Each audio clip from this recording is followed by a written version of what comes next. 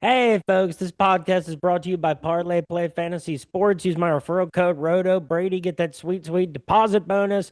They got paid contests coming to a state near you. They're giving out boosts and bonuses, slashing lines all day long. Hop in those player prop DFS contests. It's a real fun platform over there. Folks, UFC 324 was last night. Combat sports heating up more and more as 2026 goes on. For my picks on all that stuff and more, follow me on Twitter at RotoBrady. Follow me on Twitter or on Instagram at RotoBrady MMA. Follow the podcast at Tap That MMA Podcast. And quick reminder, the podcast is going to be an independent venture separate from rotoballer.com moving forward. So as soon as I start publishing episodes, you'll know where to get that on Spotify, Apple Music, and Amazon Music. And with me today, in 1 minute and 38 seconds of round three, your winner this evening by TKO, Rob.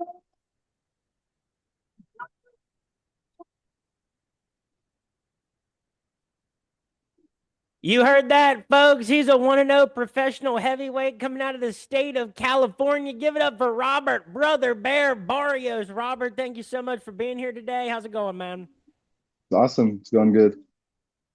And so, after that first professional fight back on January 9th at 559 fights, that was 559 fights, start on UFC Fight Pass. Yep.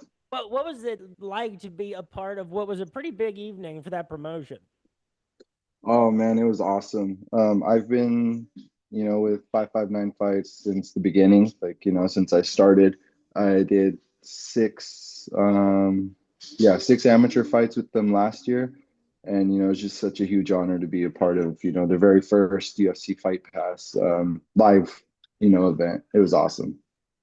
And dude, like that was a good moment of exposure for you straight up because that was a very standalone event. There were not a lot of promotions in the world of MMA putting on events as early as January 9th. So that was Mm. like a standalone event on UFC Fight Pass. And when the main card started, your fight was the first. Yeah, I was gonna say, that was another cool thing was, being able to kick it off like, as the very first one on there. That's kind of how my career started with them. Like, my very first fight, I was also lucky enough to be the very first fight on the main card that was televised, here locally. So it was a really cool moment. It's cool when they televise it locally too. That's Yeah. something that I wish other promotions would do. Just for people flipping through, especially like you said, you spent your whole amateur career, which was just the year 2025, which is Yeah. crazy. But that is six fights, all with 559 fights. You were their former amateur heavyweight champion when you beat Antonio Rosales by first round knockout TKO. So what has it been like working with 559 fights for your entire mixed martial arts career? And what's your opinion so far about, the way that they handle business and the production quality of their events? I absolutely love it. I was supposed to do one promotion before. It wasn't as, it was a little hectic. That's when I decided to go over to the 559 fight, and everything has been smooth sailing from weigh-ins to like, staging and like, having them in the or checking in and the whole little rules meeting, staging, everything has been awesome. Really smooth, very well ran organization, and I love it. Um, I mean, obviously, I want to go out and go to other promotion, bigger, well, big. They're one of the biggest ones, but bigger ones eventually. We'll see how it goes. And like in California, one, California is such a big state that Hmm. there's so many pockets of different regional promotions. Like the number one thing I think of for regional MMA in California is Uriah Faber's A1 Combat, but they're not necessarily putting on a lot of heavyweight fights. Like that's a focus still on like kind of those WEC weight classes a lot of the time. Uh, Hmm. so like what have you found when as your amateur career started January of 2025, with so many options in the state of California, in a state where there are so many people that are training to, specifically for this sport, when you see your other options in California, uh, has that kind of, led to you sticking with 559 fights because you're comfortable with it and you know what to expect? Um, Sorry. No, no, go. We're there. Sorry. Um, I would love to go to check out other promotions. Like you said, like, they don't put on too many heavyweights. I mean, if they can find me one, awesome. But I am very comfortable here at 559 Fights, and I believe I have another one coming up with them in March. I think it's the 8th or the 6th, somewhere around there. I'm excited to be on that one.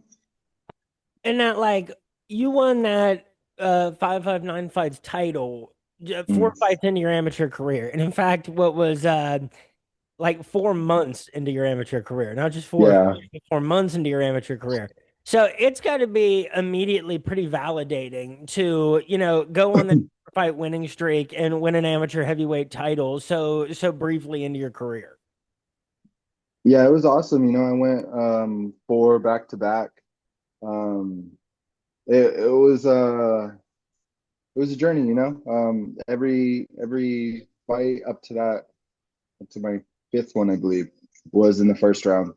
Um, Very quick, and I was able to, come out with no damage taken, or so I was just ready to get right back in there. And I told Jeremy every time and my coach Jacob that I was ready to go again. And so they were putting me on every card. It went January, then March, April, and May.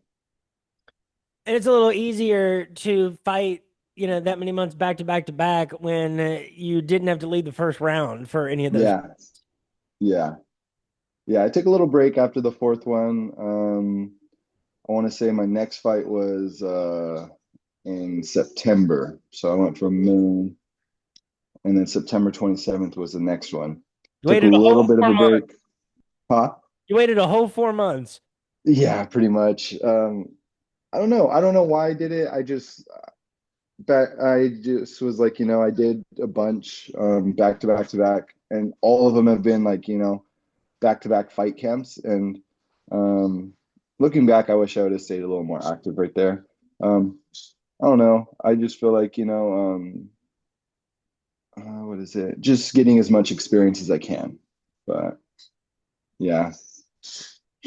And so that led up to what was your first career loss was against Yes. Justin Moore, defending that 559 fights title. It was a round two submission loss, and so we'll get to the second installment of that series in a minute. But Mm. with that being your first loss as an amateur, and you had fought so many times that year, that was after winning a title. And that guy, he's a big, strong dude, and obviously has some skills on the ground that not all heavyweights are gonna have, that you're gonna face. What did you end up taking from that loss and applying moving forward? Um, like not being so aggressive, not coming out hot. Well, I would in the beginning, come out pretty hot, pressure them, but I'm trying to stay, more patient, more composed, and working on cutting off sorry, working on like, cutting them off versus chasing them. I feel like that's where I made my mistake with in that fight was, chasing him, and he caught me with the lucky punch and, turned the whole fight around because I was winning that fight up until, that second round, and I made a dumb mistake, and yeah, I feel like that's what I learned from it. And so you got one more fight in 2025 in October. It was then a second round finish in Mark Martin. And then you made your professional debut just at the beginning of this month. It was a rematch with Justin Moore. And, I think anybody who watched the fight can attest to what you just said about what you take moving forward because you had moments in every round of the fight. and he would respond. He had a couple moments in his own right, but for that fight to be a finish in the third round after you had had like some opportunities maybe to finish it in earlier rounds, it's Yeah. to the cardio that you have, which is always going to be an advantage in the heavyweight division if you can still have what it takes to finish somebody in the third round. And you definitely applied that lesson, because if you had gone all out in, the second round trying to put it away, then who knows what would have happened in the third round. Hmm. Yeah, yeah, that's something that I, like a couple weeks before the fight, Joe Soto had come in to the gym, and he um, helps us out, the team out with little jujitsu things, or ground. And we were after practice, we were all circled up talking, and that was one of the questions I had asked him, like, because he was talking to us about being real selective with our shots and not punching ourselves out. Because in 5-minute rounds, like, it's very easy to, because when you are in the amateurs, it's 3 2-minute rounds versus the 5 minute rounds. Um, but yeah, sorry about that. I get now. So it was a great performance for the stage that it was on. Yeah, And so, and it's got to feel good. Like the only loss of your career is now something you have avenged, and not only that, yeah. you avenged it, like from making the leap from amateur to pro. So it's something you can, completely put in the rear view, because now you're at the pro level. You won it at the pro level, and you're not going back to the amateur level. You're going to keep fighting at the pro level. So it's got to feel good to have avenged that one. Oh yeah, it felt awesome. I can't, I can't. I was a little nervous going into it. Asen, no. Go. Go. Fine. No. Go sit down, watch your movie. Sit down, watch your movie. I'm sorry. It's all good, but my son's 2 and he's napping right now, so this is an easy stretch to do this in.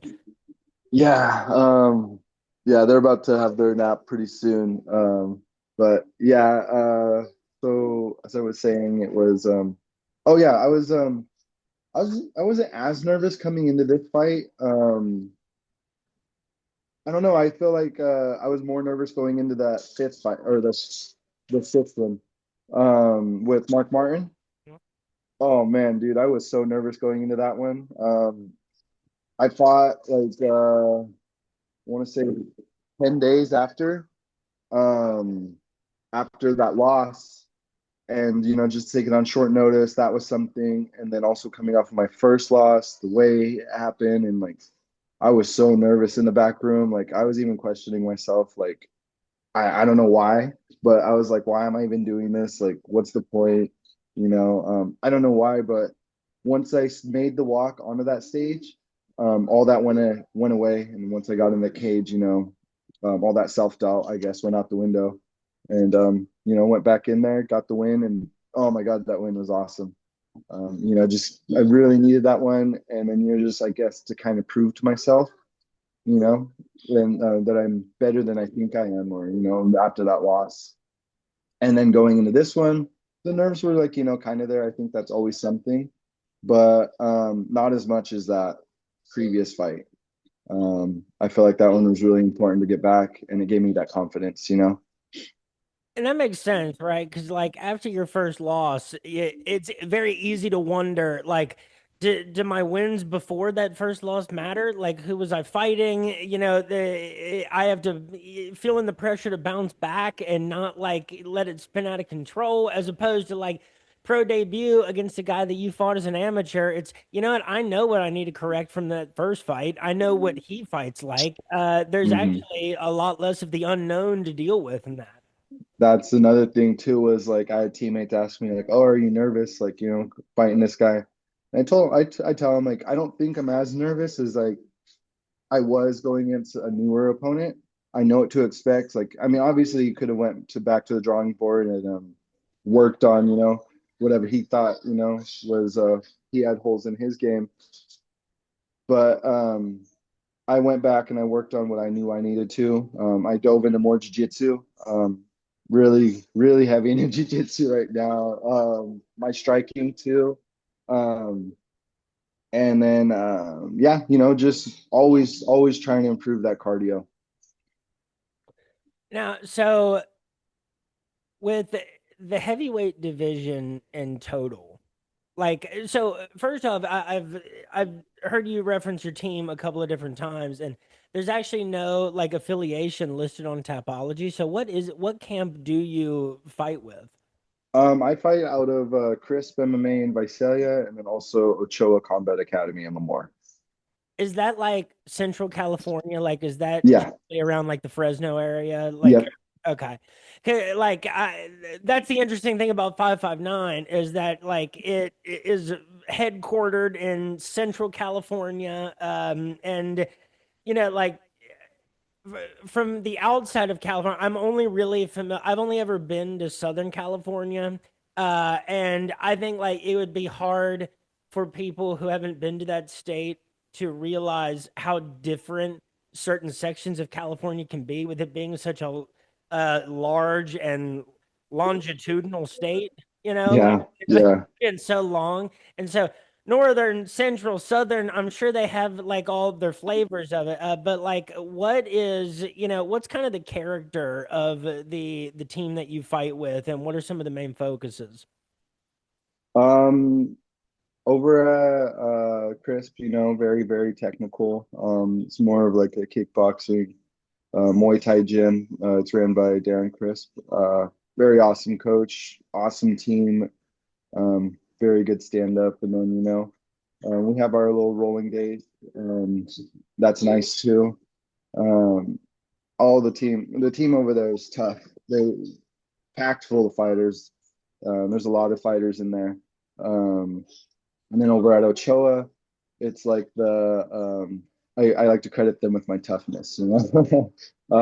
They're my coach would always, Jacob Jeff would always tell me, bite down on that mouthpiece, you're gonna get hit.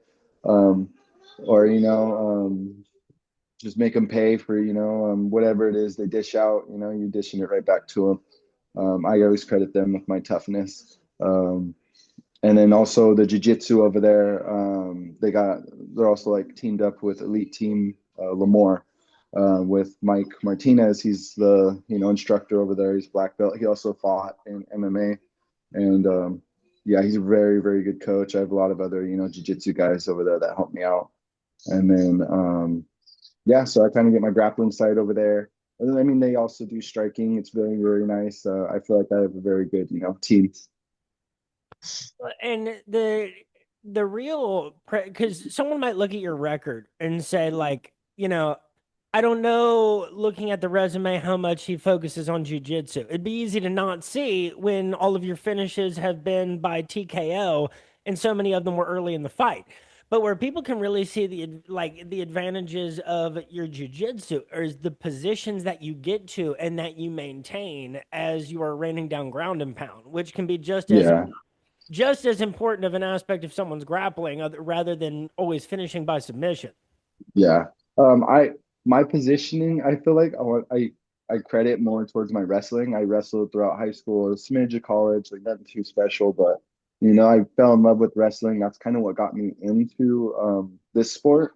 It's the closest thing I can get to it. And I mean, it's different for sure, but it just reminds me so much of, my wrestling days. So you like got started with your amateur career when you were like 28? Like, Yeah. so what were kind of the reasons, or what like led to you in between your wrestling days to the point where you started your amateur career? What ultimately led to you actually getting started in competitive fighting? Well, like what started me was, that it was like literally right after my birthday. So June 23rd, the last little week of June, I actually went in that Monday to Ochoa Combat Academy. I think my birthday was like the end of the week or the weekend, and I went in that Monday. I had went through some stuff with my ex-wife, got a divorce. We had a house together, 4 kids. It was thought it was going to be forever. You know, it was like a high school sweethearts type thing. And I went and stuff happened. I went and dove into the gym, you know. I'd always been weightlifting, like from the time, from high school till now. Like I absolutely love weightlifting. The gym is my sanctuary. You know, I go there. I love it. But where I failed was my diet. Um, and I guess cardio too. So yeah, stuff happened. Went into the MMA gym and then completely, changed my diet. I went from 340 pounds to about I hit like 30, 310, 309 like in September. Damn. So I guess like 3 months, I dropped like 30 pounds. And then I challenged myself. I told my coach, like, hey, I'll be ready to fight. I want to do a fight. If you think I'm ready, let's do it. And then the fight, I believe, was November 22nd or 24th. And so that gave me like a whole nother month and a half to like, get down to 265. And I already knew like, I wouldn't be able to get down to 265, like, but I can get down to like 280, 290, and then water cut the rest. So I did exactly that. And, that they ended up pulling that fight the day of. I made weight and everything. And yeah, it was a little tough.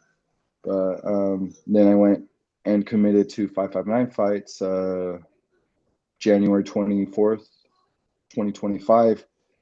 And yeah, that's how I kind of really got started with this whole MMA thing was, I kept challenging myself. I wanted to get back in shape, and then going back into that gym, got like it's like a family environment, I'm really close with both my teams. We all, we go out, hang out, we do things together. It's very family orientated. My kids love it there. There's been days when they go in there and they'll watch me spar or, train. And just hearing them on the sideline just being like, go dad, go, or, that's so cool. And then like, even when they started watching my fights on the TV and, yeah, like they're my biggest fans. I do this for them as well, just to show them like, just with hard work, dedication, anything's really possible. Even since I started later in my career or later in my, age, I still feel young though. Yeah, I mean, like when people have been like actually competitive fighting from like those younger ages, you just don't know how different people in different bodies will react to the damage and the wear and tear of that. But like the heavyweight division, I love the heavyweight division. I love it on the regional scene. It's something that it's harder to find people that are putting them on nowadays, but also like when they do fights of quality, it's easy to put on a low quality heavyweight fight on the regional scene. It's not Yeah. easy to put on a high quality one. And the heavyweight division right now at the top is in a very weird spot. Like the UFC is desperate for people to make that climb up the rankings. And for people like, I mean, we just saw Josh Hokett last night. Mhm. That guy is at least good at grabbing a microphone and doing what he has to do to, like, get people to pay attention.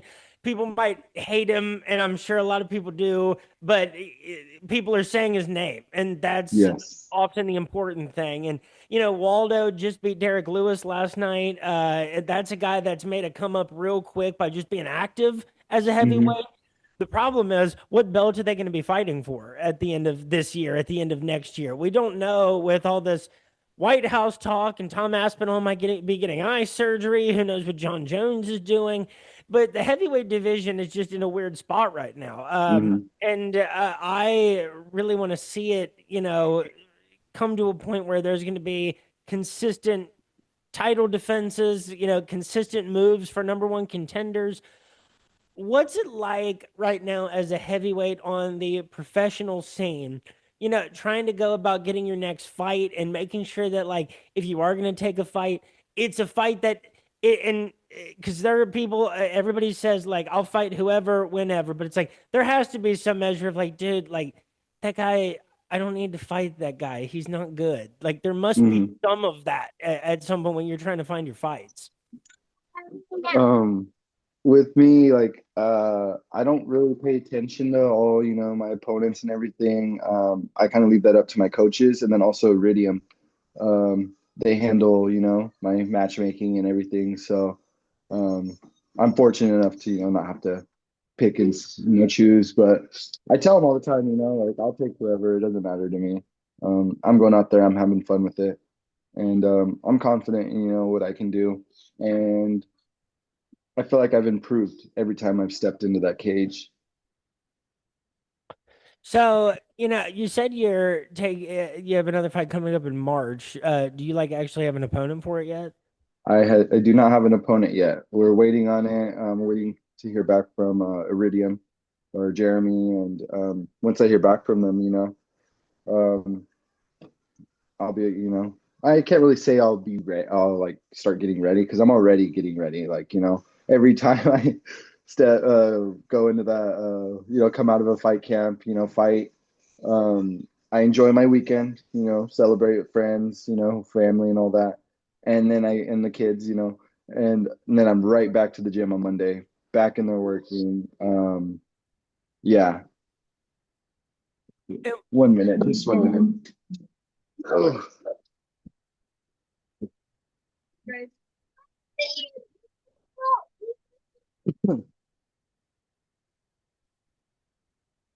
okay, sorry about that. Nah, it's all good. And so yeah, what is the value of having a, management like Iridium Sports Agency to where really you don't have to worry about so much of the other stuff that otherwise would be an annoying distraction?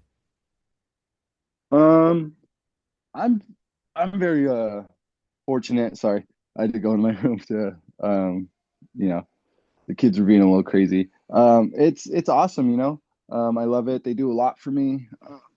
As far as like sending me they send me, gear. They manage my fight career so far, it's been awesome. I've been with them since I believe they signed me after my March fight. And they're the ones that got me that fight with Antonio Rosales. I remember them sending me that opponent, and it's funny because I had watched him before I even started my first fight. He was kind of like one of the bigger, more well-known names around this area at least, and I just thought that was awesome. Just them kind of giving me that opponent. He's also Native American. Um, yeah, it was just such a cool, little experience to go in there with that guy. Yeah, I mean, he was 5-1 when you fought him, and you fought. This isn't the most common thing, but like in your amateur career, the heavyweights that you fought, they had like actually some meat to the record. Like Yeah, and Zachary Rodriguez was 4-4, Rosales was 5-1, and then Justin Moore was 2-0 when you fought him. It's not every day that you see in someone's early amateur career they're fighting heavyweights with a handful of fights and not horrific records. yeah, yeah, and that's all, credit to Iridium right there. They've done a good job of getting me opponents, and I'm fortunate enough to have where opponents haven't, pulled out or just my very first one with another um, what is it, company, but with 559 fights, every fight that I've signed the contract with whoever it is I'm fighting, I've ended up fighting them, and it's been awesome. It's been a great experience. It's good to make it through your amateur career without having to deal with any of that. Oh man, I've had some close friends get like on the day of, like, they're ready. These guys are cutting weight, like, and I've been there with them, like, in the sauna or something, and they have a whole fight camp, and then the day of, it's like, oh, it's your opponent didn't show up, or your opponent didn't make weight, or your opponent's sick. Like, oh my God, I'd be so mad. I already told I'd be so pissed. I mean, I don't know. What do you think is worse, them not showing up for the weight, or them showing up and not making weight? Showing up and not making weight is fine. Actually, Rosales did that during my fight. During our championship fight, he came in at 272 or 270, Damn. whatever. And I remember them asking me, they're like, "Hey, like this guy's came in overweight. He said he's not gonna cut the weight. Do you still want to fight him?" I was like, "Hell yeah, dude! I'm fighting for this belt." Like, What do you mean? And the okay, good. We kind of already figured. So all right, but just so you know, like he wins, he doesn't get the belt. You win, you get the belt. I was like, oh, those belts are mine. It's I was pretty confident going into that one. I was very, very prepared. Um, and yeah, I mean, I've wrestled in high school wrestling. The cap is 285, so I've had to deal with guys cutting from 300 pounds to make the weight class the day of it. So it's 265 is nothing to deal with really. And I would imagine, like, if a guy is cutting to welterweight and he doesn't look like if he weighs in at 173, like some people have, like over the last year, we've seen more evidence of the last year of how they need to maybe change up the weight class system, like more than we ever have. I mean, for God's sake, Cameron Smotherman passed out on stage this past week. Yeah, I seen that one. I, I, I mean, you see people feel like they're like feeling weak. You see people looking like they're kind of wobbly. Hmm. You not normally see someone pass out and face plant on the stage. But with heavyweight, like, sometimes when people miss weight, it's an indication like maybe this guy didn't try to miss weight. Maybe he's feeling really comfortable because he didn't have to go through all this process. At heavyweight, if someone is to miss weight and come in at 270 plus, is it an indication to you like, oh, this guy's not going to be in the shape that he needs to be in to fight this? Exactly. That's what was going through my mind. Like maybe they didn't take it serious. Something because I mean I've made the weight from 286 and cut down, that and the week before start my water load and then, work and I made it down to 264, I think it was. I weighed in at that first one. So yeah, maybe they just don't take it as serious as I do, or I don't know, but I've always that's just been the wrestler in me, like, making the weight. I mean, fortunately, I've always been a smaller heavyweight, so I didn't have to really cut weight. And the only time I really cut weight was my senior year. I went down to 220s, and there were some pretty tough, times cutting that weight, but I always made it. Now, out in California, is there a pretty strong base of like the native fighting community? Um, I've seen only I mean, I have cousins that have fought, Poppies Martinez, Mickey Martinez, and Jacob Jeff, Tony Elanese. They're all older though. As far as in my age, from my tribe, there's been one that has fought once, and then there's also from Thule. It's like the next tribe over, and they have Shane Christie. That was a cool one. I'd seen him fight on the first. I want to say it was the first 559 Pro Am fight. And that was really cool seeing another, Native American fight. And I think he's 3-0 as a pro. So yeah, that was really cool seeing him. But as far as that, like I don't really see too many. It'd be a cool thing if a promotion was able to like kind of corner yeah, like we're putting on more fights with native fighters in a state where there's going to be a lot more tribes than in a lot of other states. Yeah. Yeah, that'll be awesome. I believe that me and him will both be on this card coming up actually in March. Yeah, Uh, so that'll be a cool one. so Robert, this has been an awesome conversation. Now the last question that I have for you is just what can folks expect to see from you in the year 2026? I want another like 3 or 4 fights. I want to stay active. And every time I go into that cage, I'm going in there to put on a show. I do my best, to not just lay on top of people. I like to stay active. My ground and pound, punch them in the face, work on the jujitsu. So hopefully I can get a couple submissions because relying on the ref, sometimes isn't always the best.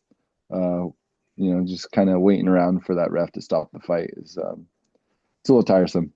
But yeah, that's what people can expect from me. Folks, this has been another interlude episode of Tap That MMA podcast. Again, you can follow me on Twitter at RotoBrady and on Instagram at RotoBrady MMA. You can find the podcast on Tap That MMA podcast. I'll have locations for you for where you can find this now newly independent podcast on Spotify, Apple Music, and Amazon Music moving forward. Check out my recent Interlude episodes and all the Interlude episodes that are going to be coming in the future months here. And Robert, folks, this has been a conversation with Robert Brother Barrios, a heavyweight out of California. If there is anything else that you want to say or anybody you want to shout out, the floor is yours. I just want to, thank you for having me on here. I always enjoy, talking and getting my name out there. I'd like to, shout out my teams, Crisp MMA, Ochoa Combat Academy, all my teammates, friends, family, my fans. Thank you guys for all the support. Folks, thank you so much for listening. Have yourselves a good week. If you are in the part of the country like me where it's snowing by feet loads, hope you stay safe and yeah, enjoy the rest of the weekend and peace.